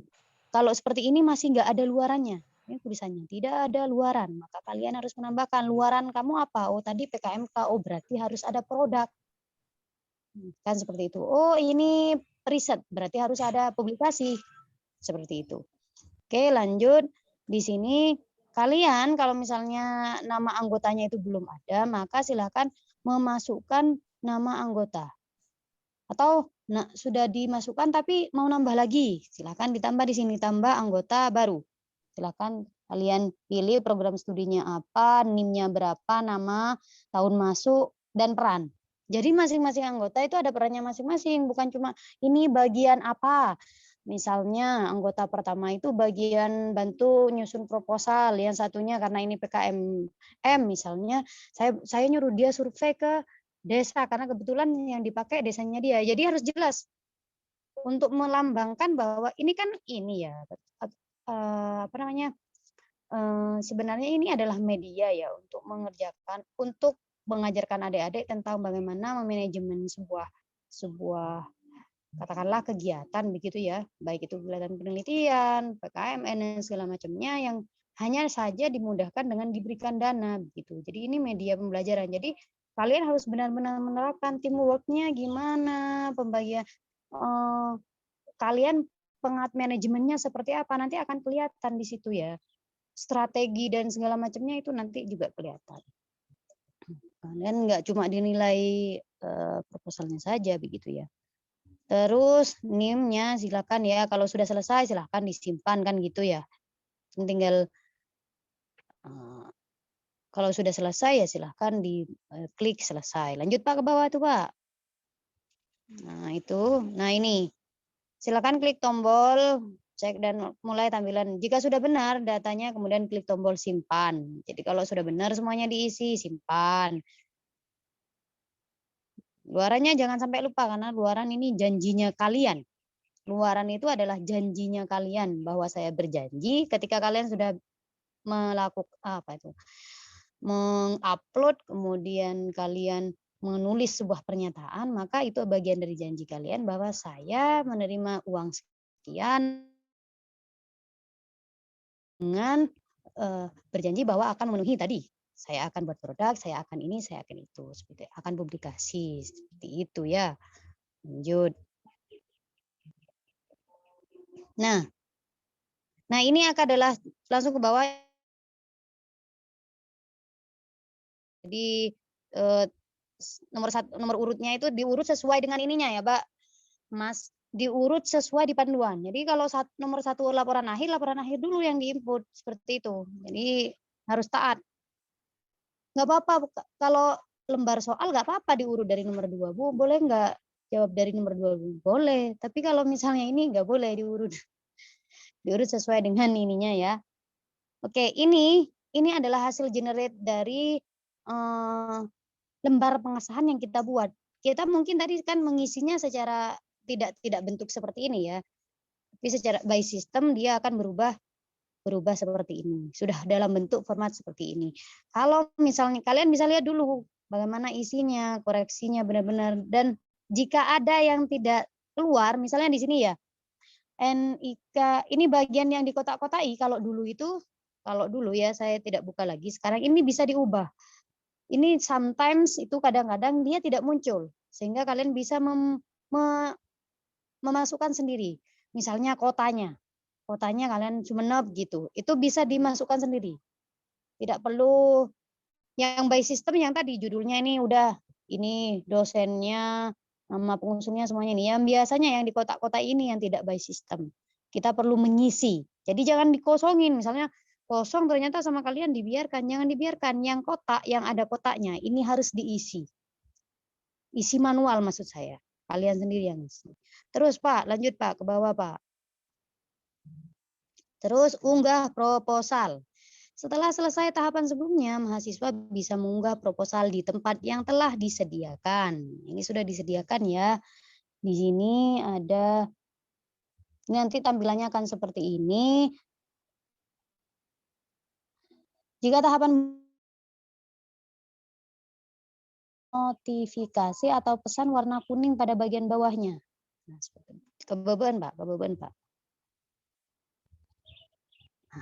Notifikasi warna kuning. Bawah lagi. Nah, seperti ini. Ini kelengkapan lembar pengesahan masih kurang atau apapun nanti yang kurang-kurang pasti munculnya begini. Jadi warningnya itu seperti itu ya. Terus cara ngisinya seperti apa? Tinggal di menu di edit ini kalian edit. Coba langsung ke bawah yuk. Nah, ini ke bawah. Nah, ini. Pengisian identitas pengusul ini ya. 1 berkas PDF dimasukkan di sini. Kalian klik tadi menu edit ya, terus langsung muncul begini kan. Terus unggah, langsung simpan.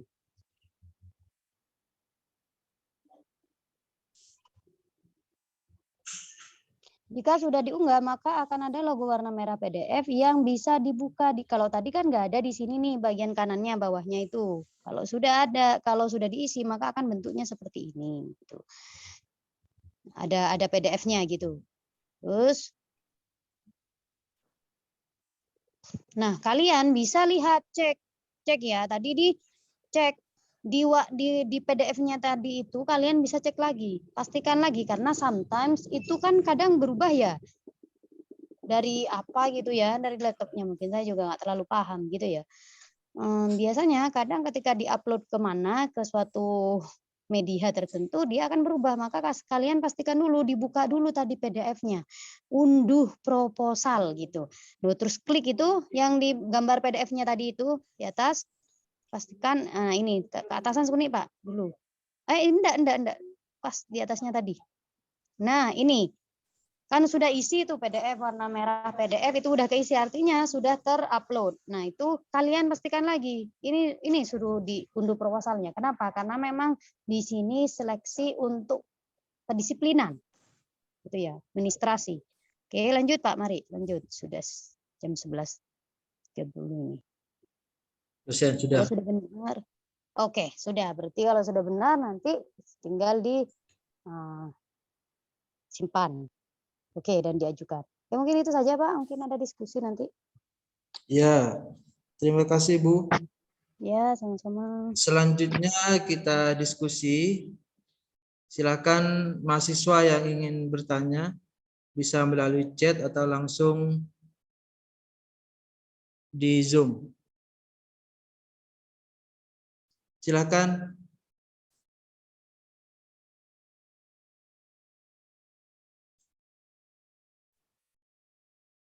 Halo.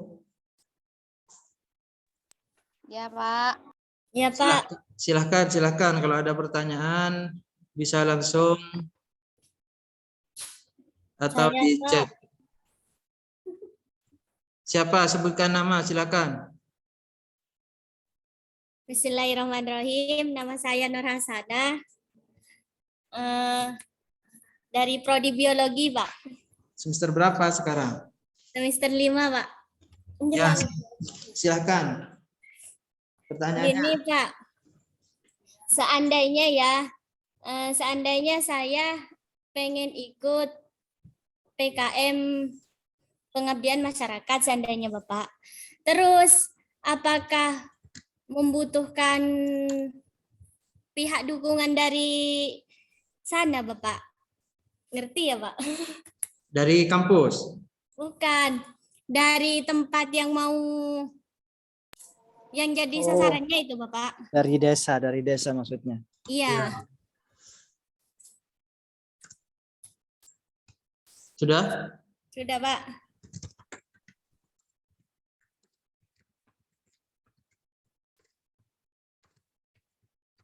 Silakan yang lain.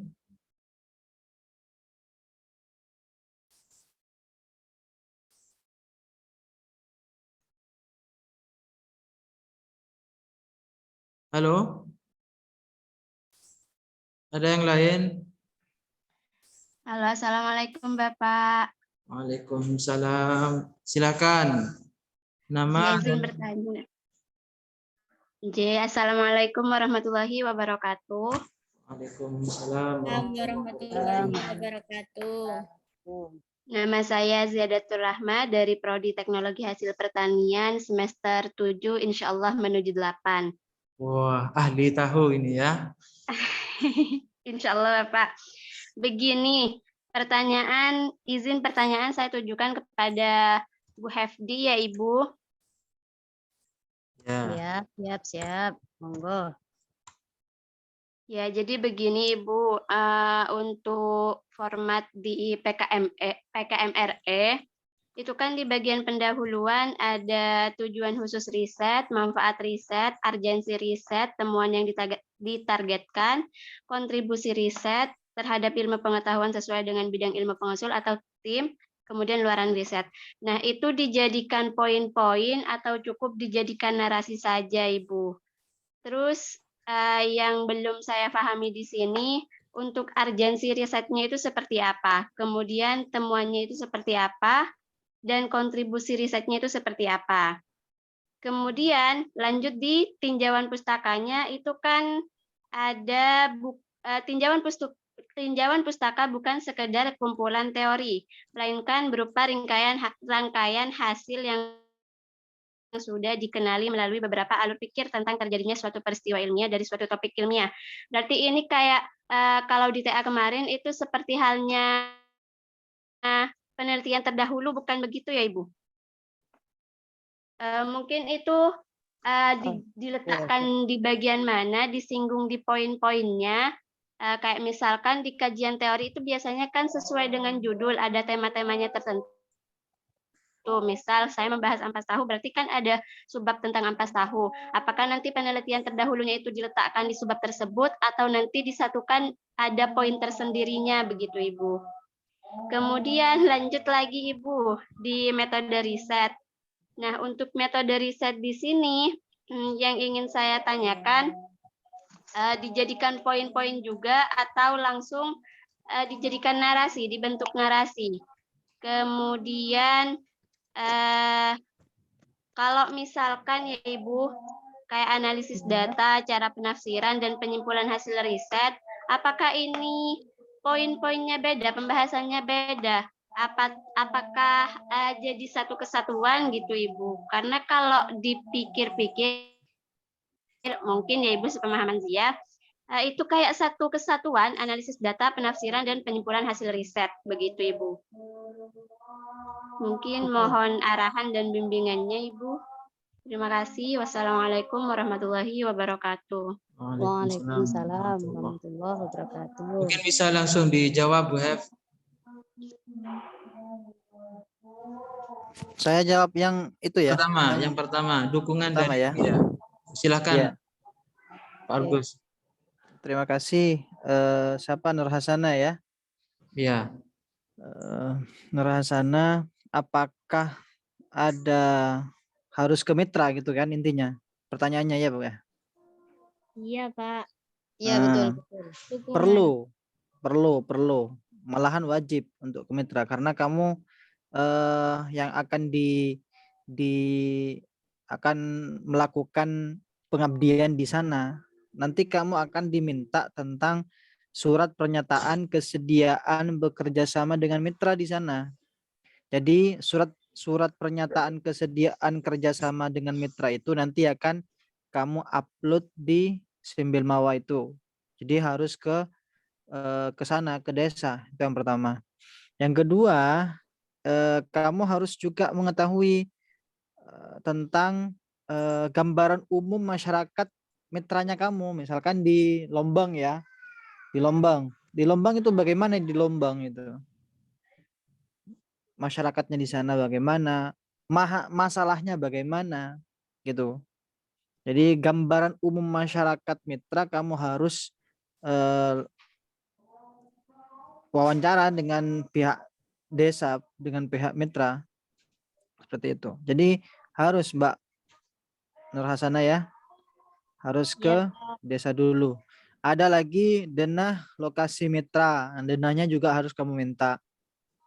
Karena kan ini berkenaan dengan desa yang akan kita angkat dijadikan sebagai proposal. Jadi harus komunikasi dengan kepala desa, harus ada kerjasama dengan kepala desa. Ya jangan menjanjikan kepala desa, artinya buat rencana Pak Kades, rencana kami untuk mengadakan proposal kegiatan pengabdian masyarakat.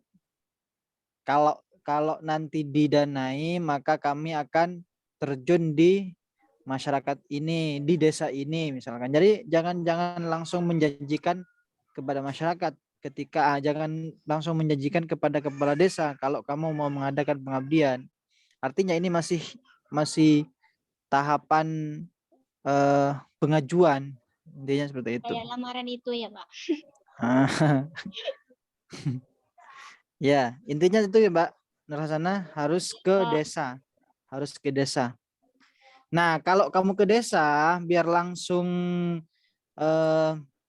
satu kali ke desa langsung punya bahan, kamu pelajari dulu apa yang harus kamu siapkan, terutama kamu sudah buat tentang surat pernyataan kesediaan kerjasama, biar tidak bolak-balik ke desa.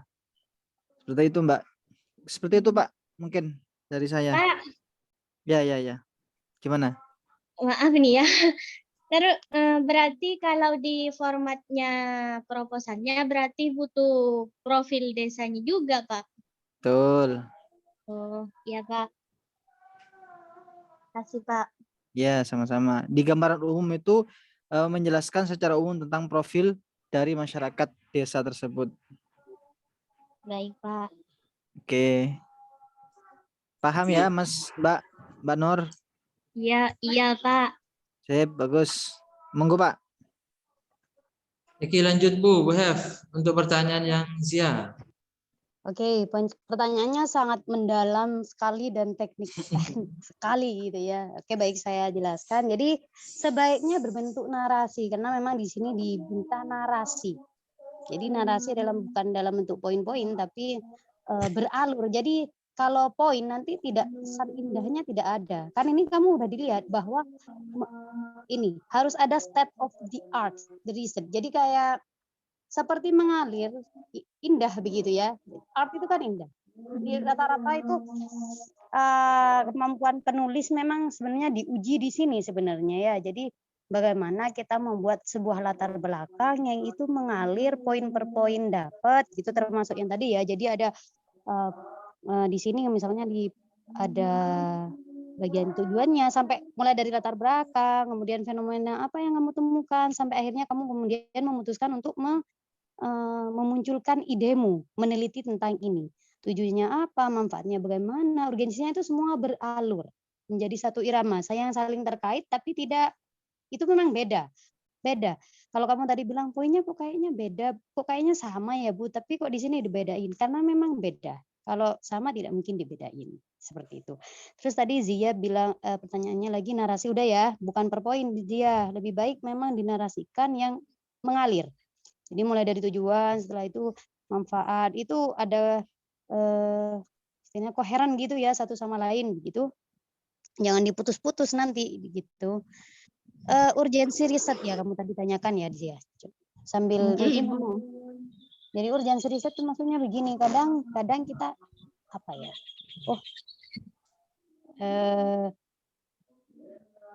Saya kasih contoh kemarin gitu. Kadang kita memang orang namanya peneliti kan ingin meneliti saja misalnya. Saya pengen melakukan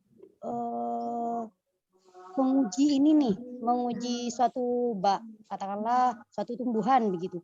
Tapi sebenarnya kalau toh tumbuhan itu diuji sama kamu, kira-kira so what gitu loh. Paham nggak maksud saya? Gimana ya? Urgensinya itu tidak dapat. Misalnya kalau kayak pandemi kemarin, kita dalam kondisi yang sangat butuh stimulus, butuh bahan aktif yang bisa meningkatkan stamina, sehingga pencarian terhadap obat-obat tradisional yang sifatnya membangkitkan sistem imun atau meningkatkan proteksi sistem imun kita itu baik, itu kan urgent karena kondisinya pandemi begitu. Tapi kan tidak semua penelitian itu urgent. Kadang kan kalau skripsi itu kayaknya apa ya biar lulus aja sehingga nyari masalah kan begitu. Jadi urgensinya harus kelihatan. Saya harus seperti ini. Misalnya kalau Zia langsung menyatakan bahwa di desa kami itu sudah sekian namanya sampah tahu itu sudah sangat mengganggu, bahkan ada masyarakat sekitar. Jadi kita bisa betul-betul menunjukkan urgensi dari nggak cuma sekedar dia nggak tahu mau diapa-apain, tidak, tapi sudah sampai mengganggu kenyamanan masyarakat. Bahkan misalnya sudah disurvei sama kamu, ada misalnya kamu sudah melakukan wawancara, bagaimana tahu menurut Anda, bagaimana keberadaan tahu, misalnya sudah menjawab semuanya, terganggu. Artinya itu kan kemudian tampak urgensinya. Paham nggak? Paham Ibu. Oke, terus tadi ada kontribusi riset. Jadi kontribusi riset itu bukan manfaat, beda. Kalau manfaat lebih ke masyarakat, kayak gitu ya, ke peneliti, kayak gimana harapannya biar nanti setelah selesai ini adalah bermanfaat untuk ini. Kalau kontribusi terhadap keilmuan, misalnya begini, kamu menemukan rumus baru, sehingga kamu itu bisa memudahkan, atau kamu menemukan teori baru yang sebenarnya bisa meruntuhkan yang sebelumnya, itu adalah kontribusi. Tapi agak jarang kontribusi risetnya. Kalau sampai sudah ada seperti itu, misalnya gini, kalau saya melakukan penelitian ini, maka ini akan menjadi jembatan untuk riset berikutnya di topik ini. Itu adalah kontribusi. Misalnya saya menemukan metode isolasi baru, sehingga akan memudahkan nanti untuk, paham nggak maksud saya? Jadi kalau manfaat kan bantu masyarakat, mengurangi sampah, kayak gitu-gitu. Oke, next. Apa tadi ya? Tinjauan pustaka, benar. Untuk yang di tinjauan. Ya betul, betul sekali. Saya sudah sering kali sebenarnya dikasih tahu sama dosen saya ya. Jadi tinjauan pustaka itu sebenarnya bukan sekedar kumpulan teori sebenarnya, apalagi kalau di PKM. PKM itu nggak ada poin-poin, sebenarnya tidak disarankan ada poin-poin. Jadi alur. Jadi gini, jadi semacam begini. Kamu kan punya ide untuk kemudian melakukan penelitian, pasti kemudian kalian sambil mencari referensi kan, gitu ya. Sambil mencari referensi, referensi itu sampai kamu kemudian menemukan celah atau gap dari sebuah penelitian. Gimana ya saya menjelaskan? Berat nggak? Paham nggak ada? Kayak seperti ini misalnya. Sudah banyak sebenarnya Zia yang ngurusin ampas tahu misalnya. Tapi dalam proses kamu mencari referensi sampai akhirnya kamu menemukan gap yang mana menjadi ruang kosong setelah kamu pelajari. Oh ternyata metode sebelumnya itu nggak pakai ini nih, pakainya itu. Nah, gimana kalau pakai ini? Maka itu diceritakan. Jadi berurut itu namanya tinjauan pustaka ya kamu itu semacam ada alur pikirnya, jadi tentang terjadinya suatu peristiwa ilmiah atau topik ilmiah yang dikaji tadi atau yang diteliti. Jadi begitu. Misalnya kumpulan teori ini kamu masukkan. Sebelumnya penelitian tentang ini. ABC, terus kamu kemudian tambahkan dengan statementmu, tapi ini tidak ada ini. Ada ini tapi gini, kayak gitu-gitu loh. Sampai akhirnya kamu Oh, nggih, Bu. sampai kamu akhirnya bisa bisa memunculkan bahwa apa yang dilakukan oleh orang-orang sebelumnya itu tidak selesai atau butuh kamu untuk meneliti. Kira-kira begitu, celahnya begitu. Paham ya maksud saya? Nggih, Bu. Berarti nanti di tinjauan pustaka ini lebih baik dijadikan narasi juga, tapi tetap berkesinambungan kalimatnya. Iya, tapi banyak. Tinjauan pustaka kan nggak hanya satu, bisa banyak sekali kamu nanti. Katanya ini, Nggih, Bu. katanya ini, kamu gabungkan semuanya itu. Terus, gap penelitiannya nanti ketahuan kan. Oh, nggak ada ininya, skip di sini, maka di sini. Makanya kemudian kamu munculkan seperti itu. Sebenarnya kalau menurut orang-orang yang sudah ahli dalam menulis ya, tinjauan pustaka kalau ya waktu saya jadi mahasiswa juga sih sebenarnya. Mahasiswa itu menganggap yang paling gampang justru tinjauan pustaka kan tinggal kopas, Bu. Nah, sebenarnya kalau misalnya kita lihat ya sebenarnya yang paling susah justru bikin tinjauan pustaka kalau mau bikin yang benar. Itu memang gitu ya. Tapi nggak susah kalau kita memang melakukan.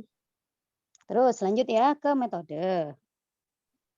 Iya, Ibu. Metode ini misalnya ini nggak sama. Misalnya kayak tahapan itu kan tahap setahap. Kamu misalnya habis isolasi kalau saya tahunya gitu ya, karena orang biologi. Misalnya habis Iya, kalau Ibu. kamu misalnya habis pengambilan, pencucian, mengapaan, itu kan step, itu tahapan. Kalau prosedur cara eksperimennya misalnya tahap pencucian itu gimana? Diambil sekian, dialiri dengan ini, itu, ditambahkan ini, itu. Seperti itu. Paham bedanya? Kalau Iya, Ibu. tahapan, Iya, Ibu. poin, kalau prosedur sama dengan caranya dari tahapan itu. Terus indikator capaian yang diukur setiap tahapan. Misalnya begini. Kamu tadi melalui proses pencucian. Kalau gimana kamu tahu pencucianmu itu berhasil? Kan harus ada indikator. Maka itu harus jelas. Indikatornya apa? Oh, bersih, warnanya begini, tidak ada lendir, misal gitu ya. Gitu. Jadi yang bisa Iya, terukur Ibu. warnanya apa gitu. Kalau ada dia menghasilkan data, maka data ditulis. Misalnya jumlah apa, jumlahnya sekian, kayak gitu-gitu. Terus kalau analisis data ini analisis ini kan bagian pengolahan data. Kamu dapat data angka-angka misalnya mau diuji ANOVA, itu kan analisis. Cara penafsiran bagaimana kamu menafsirkan dari data itu kan. Misalnya 0,5 berarti begini. Iya. Itu. Kalau penyimpulan hasil riset keseluruhannya. Jadi kalau sudah hasil begini, hasilnya begini, sudah disimpulkan oh begini kesimpulannya. Jadi beda. Meskipun terlihat hampir mirip tapi beda. Sebenarnya kalau dilihat ya beda sekali gitu. Mungkin lebih lanjutnya nanti ketika kamu sudah ketemu sama dosen pendamping. Jadi bahasanya untuk membedakan mungkin nanti dosen pendamping yang akan menjelaskan lebih lanjut sih ya. Sip. Pertanyaan yang bagus sekali. Ibu. Berarti ini untuk metode risetnya juga dijadikan narasi juga sebaiknya ya, Ibu. Kalau tahapan ya tidak apa-apa dibuat tahapan. Enggak, lebih baik enggak kalau metode. Tahapan kayak prosedur 1 2 3 gitu, Ibu. Iya. Enggak, tak kirain kayak misalkan tahapan jadi poin 3.1 kayak gitu Ibu. Iya. Enggak ya, Ibu. Lebih baik begitu kalau metode. Enggak, lebih baik begitu. Jadi waktu dan tempat gimana, bahannya alat yang digunakan apa, itu per poin kalau metode. Lebih baik seperti itu. Oh. Lebih baik seperti Ibu. itu. Tapi tadi menurut penjelasan Ibu yang tahapan riset yang akan dilaksanakan misalkan kayak pencucian tadi Ibu. Nah, itu kan nyambung sama indikator capaian. Itu mau digabungkan jadi satu poin atau nanti poinnya beda lagi di bawah? Sesuai urutan ininya, Ibu. Kalau sebenarnya ini kan tidak ada ketentuan, tapi bagaimana caranya orang itu akan paham dengan tulisan kamu, akan mudah paham. ini sebaiknya nanti setelah kamu tulis begini, ada dibuat per poin tadi ya, waktu dan tempat segala macam. Kalau mau digabung dengan capaian tadi boleh, capaian yang terukur di setiap. Jadi ada tahapan, setelah itu prosedur, baru ada capaian. Itu boleh. Tapi nanti lebih baik itu ada flow chart. Jadi ketemu nanti maksudnya, oh tahapan ini prosedurnya ini, oh ini capaian terukurnya, ini. Kalau saya dulu memang disuruh menambahkan flow chart, gambar yang bikin gampang banget untuk dipahami seperti itu. Jadi selain ditulis tadi dengan bahasa kata-kata, lebih baik dibuat semacam gambaran umum dari metode yang kamu buat begitu. Ibu, jadi semacam kayak Maaf, diagram alir begitu ya Ibu? Maaf, Iya, mungkin betul. diskusinya bisa dilanjut di offline ya, karena kita terikat dengan waktu juga. Nggih, Bapak. Masih ada 2 pertanyaan yang perlu dijawab. Nggih, Bapak. Terima kasih Bapak, Ibu. Ya, Sama-sama. sama-sama. Assalamualaikum. Kemudian ada 2 pertanyaan terakhir ini Bu sama Pak Argus dari chat. Yang pertama, apa saja aspek yang mempengaruhi besaran dana yang akan diajukan? Kemudian yang kedua, dari Prodi Kimia semester 5, Rafikatus Zahra, bagaimana cara kita untuk mengarahkan judul kita ke arah PKM yang sesuai? Contoh, kita punya judul yang ternyata bisa diarahkan ke 2 PKM. Tips atau cara untuk memilih mengarahkan judul PKM kita.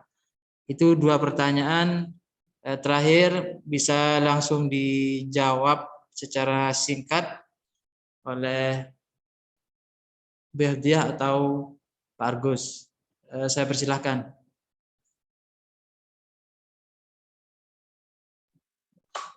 Ya, mungkin Pak Argus mungkin yang untuk jawaban Dana. pertama sebagai. Halo Pak Argus.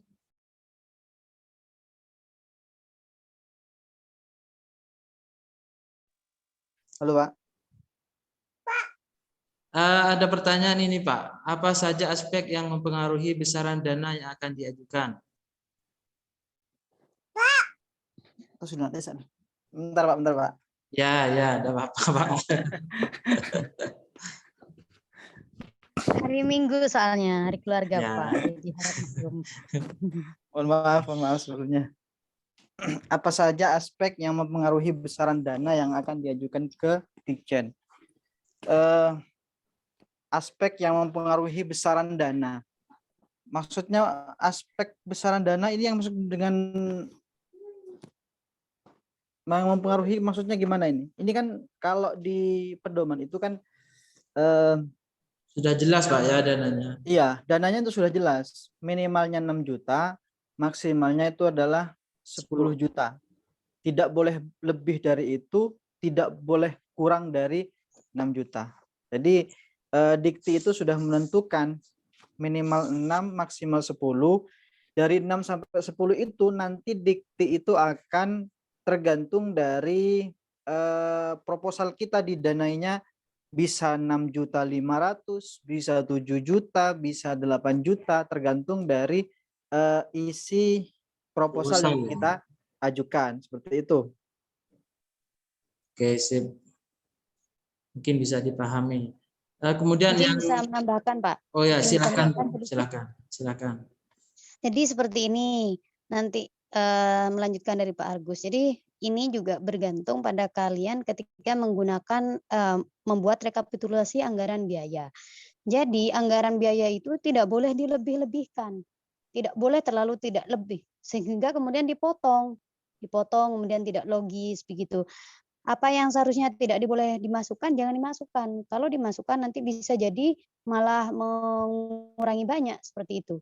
Karena kan ini substansi ya, kalau kalian sudah sampai dilihat dari rencana anggaran biaya, berarti kalian dianggap lolos ya, baru kali kita masuk ke substansi. Itu betul-betul diperhatikan besaran dananya. Jadi tidak boleh, harus logis. Misalnya mau menentukan harga ini, silakan cari di harga aslinya, di Shopee misalnya, di apa. kemudian lebih banyak begitu, sehingga yang memungkinkan untuk dipotong. Seperti itu. Kemudian bisa kalau kamu penelitiannya impact-nya lebih besar, biasanya dananya juga akan lebih besar. Seperti itu. Dampaknya gitu loh, Mas. Ya, untuk pertanyaan yang kedua, Bu F atau Pak Argus bisa menjawab. Bagaimana mengarahkan judul ke arah PKM yang sesuai? Jika ada dua judul yang sebenarnya bisa diarahkan kedua PKM maksudnya. Kalau sebenarnya kalau bicara soal ini harus kita duduk bersama ya, maksudnya begini. Kita harus tahu judulnya apa dulu. Tapi yang paling mungkin seperti ini. Kalian baca dulu kalau ada dua kemungkinan, saya bisa masuk ke PKMP, tapi juga bisa PKMK, bisa masuk juga ke PKMM. Jadi intinya produk itu kemudian dikembangkan di sebuah masyarakat. Maka kalian kalau sudah bisa dua-duanya, maka kalian baca aja dulu prosedurnya. Kalian nanti kan bisa memilih, preference itu bergantung pada kalian sebenarnya. Kalian lebih mampu mengerjakan yang mana atau lebih enak mengerjakan yang mana, disesuaikan dengan kemampuan dan kondisi kalian masing-masing. Atau bisa saja begini, saya nggak mau ribet, saya bisanya. Ada orang yang bisa lebih suka terjun ke masyarakat, tapi ada orang yang saya lebih memilih ketemu sama alat lab deh daripada saya ketemu sama yang namanya manusia, orang-orang itu gitu. Kan tipe-tipe orang beda. Jadi silakan kalau kalian sudah punya satu judul yang bisa kemana-mana itu sudah enak sebenarnya. Tinggal dilihat aja kamu lebih prefer kemana, lihat aturannya, lihat luarannya apa, lebih ribet yang mana, nanti kalian pilih sendiri. Seperti itu lebih enak malah, nggak ada ininya, maksudnya nggak ada salahnya mau ke A ke B. Yang penting nanti kalau sekiranya butuh, misal sebenarnya kalian nggak yakin itu bisa apa enggak, nah maka konsultasikan nanti ke pendamping kalian masing-masing. Begitu. Kalau misalnya sebenarnya nggak yakin sih, saya bingung intinya. Kalau masih bingung, konsultasikan ke pendamping, bukan yang gampang milih yang kayak tadi yang saya maksud, misal begitu. Daftarkan dulu judulnya begitu ya. Iya, betul. Kalau bingung daftarkan aja judulnya, karena nanti ini soal gampang gitu ya, Pak ya. Iya. Ada tambahan Bapak Argus? Tambahan sedikit mungkin. Ya, silakan. Untuk menanggapi Rafika, ada dua judul. Maksudnya ini dua tema paling, dua tema. Kalau judul itu sudah pasti kita sudah mengarahkan ke PKM yang mana? PKM-nya yang mana gitu. Kalau tema mungkin bisa. Kalau tema misalkan saya punya tema nih. Tema saya tentang ampas tahu misalkan. Nah, tema ampas tahu ini mau diarahkan kemana? Ini bisa diarahkan ke PKMK, bisa diarahkan ke PKMM, bisa diarahkan ke PKMP. Tergantung bagaimana objeknya. Misalkan ampas tahu. Apakah ampas tahu ini sudah diteliti tentang proteinnya misalkan? Nah, itu tentang kepenelitian. Jadi saya pengen ke ampas tahu ini mau mengetahui proteinnya. Ini kepenelitian. Nah, misalkan ampas tahu ini akan saya jadikan sebagai produk, berarti masuk kepada PKMK. Atau enggak, misalkan di masyarakat nih. Di masyarakat desa Gulu-Gulu misalkan, di Gulu-Gulu itu semuanya banyak memproduksi ampas tahu misalkan. Ampas tahu. Nah, ini kan bisa dijadikan solusi sebagai PKMM. Jadi bagaimana caranya kita Cak Nasibu Hefgla bagaimana mengemasnya dengan tema tadi itu, mengemasnya dengan kesesuaian kita menuju objek tersebut. Seperti itu, Pak. Oke, terima kasih. Mungkin cukup sampai di sini dulu Pak ya, Bu. Karena waktunya sudah Ya, Pak. 12 jam lebih kita diskusi tentang sosialisasi. 12 jam? 2 jam. 2 jam maksud saya. 2 jam, Pak. 2 jam, dari jam 10 sampai jam 12. Oke, terima kasih Pak Argus, Bu Hediah. Sama-sama, Pak. Sama-sama. Sudah meluangkan waktunya untuk sosialisasi, diskusi dengan teman-teman mahasiswa.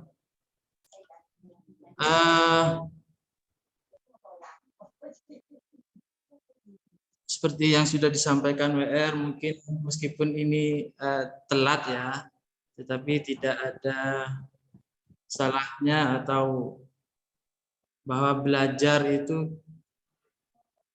atau berproses.